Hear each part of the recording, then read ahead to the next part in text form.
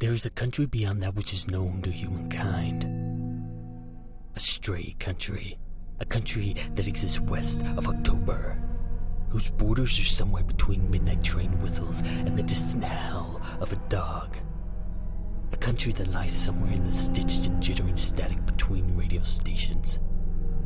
A country that drifts through America like a traveling salesman, but every now and then stops to nest on a small town, a small church, a single street, and maybe, just maybe, some kind of delayed radio broadcast you've stuffed in your ears.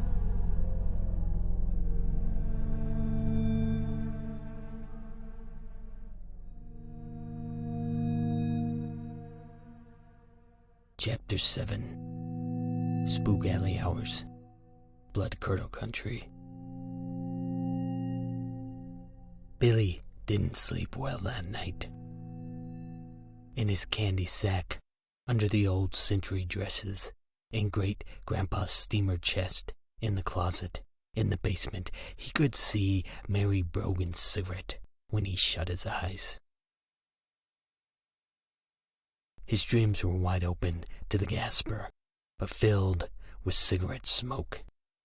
Blurry, he knew his sleeping stories were about death incense and lung dust, but couldn't see through the smoke.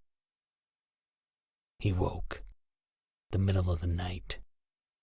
Worse than the middle of the night. The deep end of night. 3:33 a.m. Someone had burned his arm with a live cigarette in his dream. He had jerked away, rubbed his arm until enough sleep dust had drained from his eyes for him to see it hadn't really been burnt. But he couldn't stop thinking about the cigarette. His one piece of Halloween candy for the year. He hadn't known what to do, but knew above all else he couldn't do either of the two things a boy would do with a cigarette. Smoke it or toss it. No. How could he do either? How could a boy who had never smoked a cigarette start with one that had fermented to cigarette adulthood within the going cold palm of a lady leaking life out of her head on Halloween? And how could he throw it away? What if what Jack and Freddie had said was true? What if her plastic sack ghost came looking for the cigarette? Not just any old cigarette would do. No. The ghost would want the cigarette. The one clutched and prayed over by a lady blowing away like dandelion blowballs. So Billy had done all he knew. He had taken his candy sack and layered it deep in the house. In the basement. In the closet, in Great-Grandpa's steamer chest, under the old century dresses. But in his dream he had seen the cigarette. Not a cigarette, but did Mary Brogan's cigarette. How did he know it was hers? He couldn't say, but the dream told him. And that cigarette was lit and smoked, and he woke wondering if it were really on fire. Down in the tinderbox of beautiful basement curios. Billy was downstairs, quick as a black cat. Scared to be in the basement alone at this hour. Because what was the basement but the wine cellar of shadows anyways? A place to cool, age, and pickle preserve the black stockings of everything behind the sun and moon. A basement was all scarecrow shadow and phantasmagorical puppet show. And a basement had nothing to do with a home. The repository of dead men's things had nothing to do with the living, and yet connected. A lion leashed to a gazelle. And the leash was, of course, the stairs.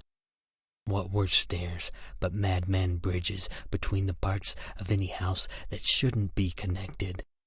The living room is not a basement, should not be connected has nothing in common with a room mined out of the territory of graveyards. And didn't we know it?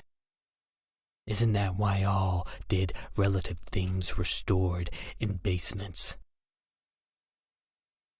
or attics? Because we put their bodies in the ground and send their souls on to heaven, and so all the typewriters and sewing machines they leave behind, we try to keep close to them. In the basement, near their body. In the attic, near their souls.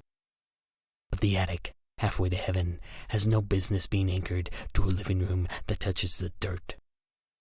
Yes, thought Billy. That's why stairs are so hard on old people. Because their bodies start learning better. Billy stood in the basement dark. Deep in spook alley hours, buried in blood curdle country. Far from home, in his own home. He suddenly missed a million things at once.